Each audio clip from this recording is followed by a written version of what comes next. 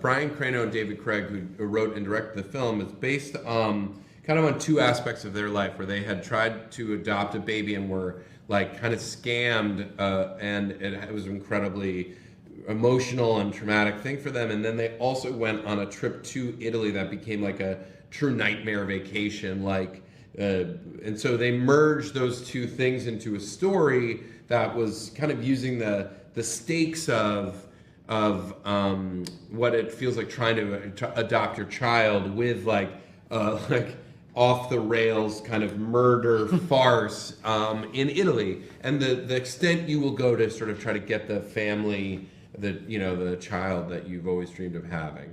And I guess from an acting perspective, it was really helpful, right? That we had Brian and David. Obviously, they're great directors and had written this amazing script. But just to watch their dynamic on set and off set was, I think, very informative for us as we were sort of playing, a bit of a version of them. They didn't murder anyone.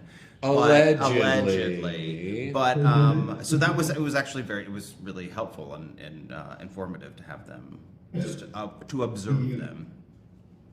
So Don and Kroll, the characters, I mean, you guys really nailed it. How did you accomplish such a convincing relationship, love story, and also all this comedy? Well, we entered into a real physical and emotional relationship with each other. And we're not really actors, so we had to just go full out. Yeah, and we told our partners that, and they understood. Look, it was a 6-week shoot. What happens in Rome stays in Rome,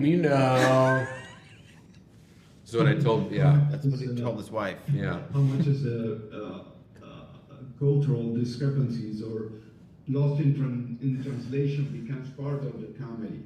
Yeah. I mean, there weren't. It was my first time working in Italy. Yours? Me too. Yeah. So there was. I think we were anticipating. I had heard all sorts of things before we got there, like, oh, they drink wine at lunch. Yeah. Oh, everyone's chain smoking. That really wasn't the case. There was no wine at lunch. No. We did have one guy smoke on set. We had like a focus puller, smoke a cigarette. That was actually kind of cool. But for the most part, it did run fairly smoothly. Yeah. Although they do take breaks very seriously. Yeah, they have a much more civilized way of working. Yeah, they would vote at night if we were going to do overtime sometimes in like a real proper Italian way. They stopped everything and voted, and they in fact voted to go home. To go home and have me come back and get covered in mud the next night. Which, I respect. Here, we work, sometimes on TV shows or on movies, you're working like 14, 16-hour days. They have a hard, it was a hard out. Whether one person is, covered in rain and mud and has to reset that rain and mud the next night.